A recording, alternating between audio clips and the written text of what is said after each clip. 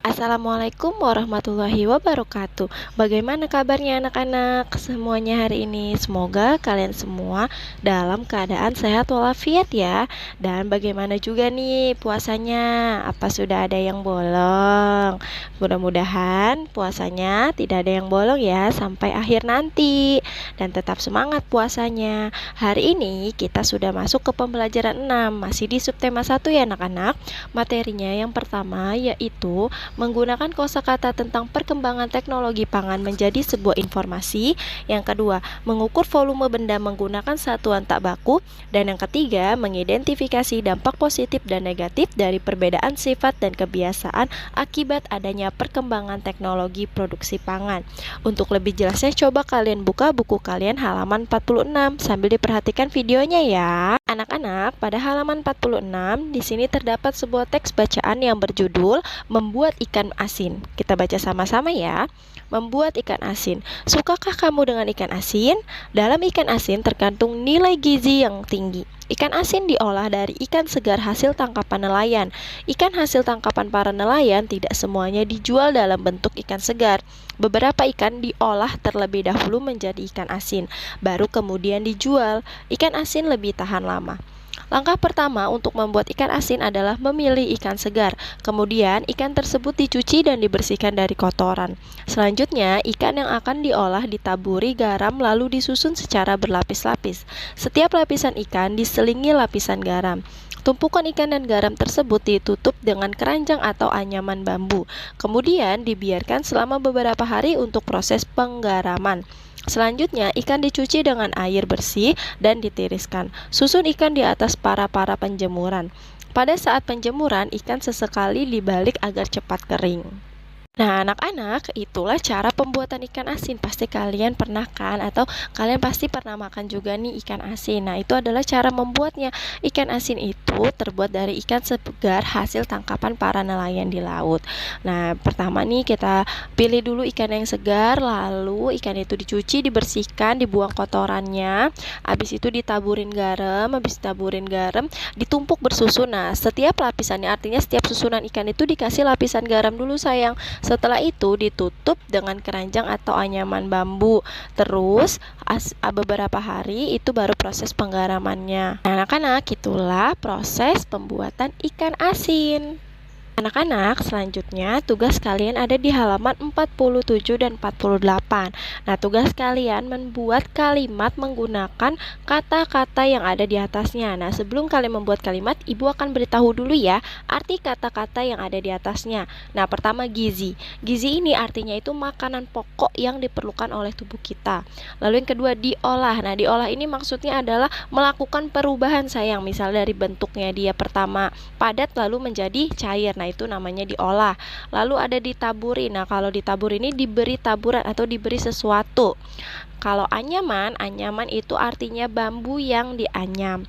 Sedangkan ditiriskan ini artinya mengeringkan benda dari air. Nah, mengeringkan sesuatu dari air. Sedangkan para-para ini artinya adalah anyaman dari bambu. Nah, itu adalah arti kata yang harus kalian buat kalimat.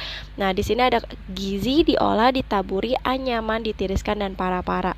Sekarang coba kalian buat masing-masing satu kalimat dari kata-kata yang tadi sudah Ibu beritahu artinya ya. Dikerjakannya langsung saja di buku paket kalian masing-masing. Dan selamat mengerjakan. Selanjutnya anak-anak, tugas kalian ada di halaman 48 juga nih. Ayo berlatih. Nah, kalian tugasnya melengkapi bacaan yang ada di bawah atau melengkapi kalimat dengan kata-kata yang sudah disediakan di bawahnya yang ada di dalam kotak. Jadi kalian lengkapi kalimat-kalimatnya dari A sampai D menggunakan kata-kata yang ada di dalam kotaknya yang di bawah ya sayang. Dari sini nih, dari air laut titik-titik garam. Nah, apa tuh kira-kira? Lalu petani garam bekerja membuat garam dari air laut. Aktivitasnya berada di daerah pantai. Proses pembuatan garam adalah sebagai berikut. Nah, kalian lengkapi semua kata yang kurang menggunakan kata yang ada di dalam kotak di bawahnya. Langsung saja dikerjakan di buku paket kalian masing-masing ya nak. Dan selamat mengerjakan. Selanjutnya kita akan membahas tentang volume bangun ruang. Masih ingat kan volume itu apa? Ayo, betul sekali. Volume itu adalah isi dari sebuah benda atau isi dari bangun ruang. Nah, kali ini kita akan menghitung volume bangun ruang. Coba kalian perhatikan bangun ruang yang ada di halaman 49. Nah, bangun ruang ini disebut dengan kubus. Sekarang kita hitung volumenya ya anak-anak. Mula kita harus hitung kubus satuan yang ada di depannya dulu sayang. Ke samping ya menghitungnya 1, 2. Nah di sini ada 2 kubus satuan, berarti ada 2 di depannya. Sekarang kita lanjut ke sampingnya ya. Nanti baru ke bawahnya. Sekarang ke sampingnya dulu kita hitung sama-sama ada berapa kubus satuan. Nah, selanjutnya ke samping juga ada 2 kubus satuan. 1, 2. Nah, berarti tadi di depan 2, di samping juga 2. Sekarang kita hitung ke bawahnya ada berapa kubus satuan ya.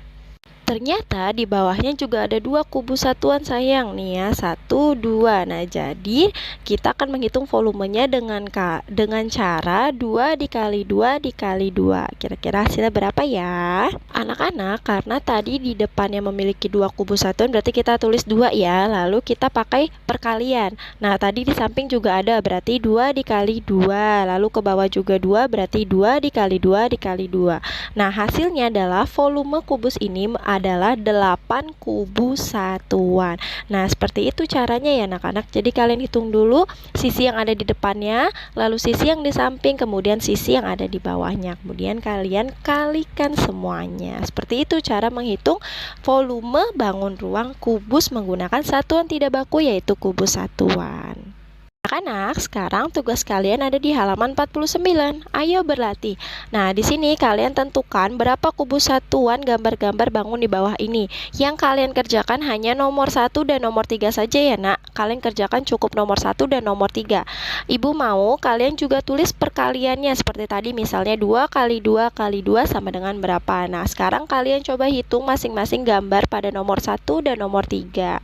Kalian tulis perkaliannya, baru kalian tulis hasilnya. Jangan lupa menggunakan satuannya yaitu kubus satuan ya anak-anak.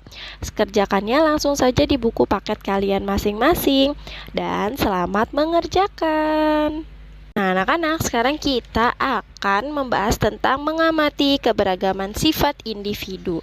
Nah anak-anak, di dalam kita nih kehidupan bermasyarakat di sekolah maupun di rumah, kita juga pasti memiliki sifat yang berbeda-beda terhadap satu orang lain dengan orang lainnya. Nah di sini juga nih ada beberapa contoh sikap yang merupakan kepribadian yang sehat dan kepribadian yang tidak sehat. Kalian bisa lihat di halaman 51 ya.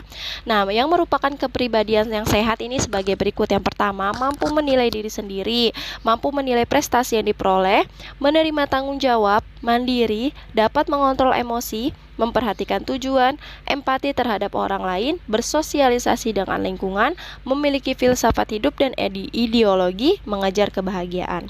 Nah, itu adalah contoh kepribadian yang sehat ya anak-anak, atau sifat seseorang yang sehat atau yang baik. Nah, ini perlu kita contoh kepribadian yang sehat ini. Sedangkan kepribadian yang tidak sehat contohnya seperti ini: mudah marah atau tersinggung, menunjukkan kekhawatiran dan kecemasan, sering merasa tertekan, senang mengganggu orang lain, berperilaku menyimpang, suka berbohong, hiperaktif, bersikap memusuhi, artinya senang musuhin temennya, senang mencemooh orang lain, senang mengejek temennya, kurang memiliki rasa tanggung jawab, tidak bertanggung jawab, kurang memiliki kesadaran untuk menaati ajaran agama, tidak yakin menghadapi kehidupan, tidak bersemangat menjalani kehidupan. Nah, itu adalah kepribadian yang tidak sehat atau kepribadian yang tidak baik. Artinya apa kalau tidak baik? Kita tidak boleh mencontohnya. Yang kita contoh yang tadi, kepribadian yang sehat. Sudahkah kalian memiliki kepribadian yang sehat, anak-anak? Ayo coba nih kalian perhatikan diri kalian, apakah aku sudah memiliki kepribadian yang baik atau belum ya? Kalau belum, yuk sama-sama kita perbaiki kepribadian kita masing-masing. Mungkin itu saja yang dapat Ibu sampaikan hari ini. Kurang lebihnya Ibu mohon maaf dan Ibu ucapkan terima kasih. Wassalamualaikum warahmatullahi wabarakatuh. Tetap semangat anak-anak belajarnya dan tetap semangat juga ya puasanya.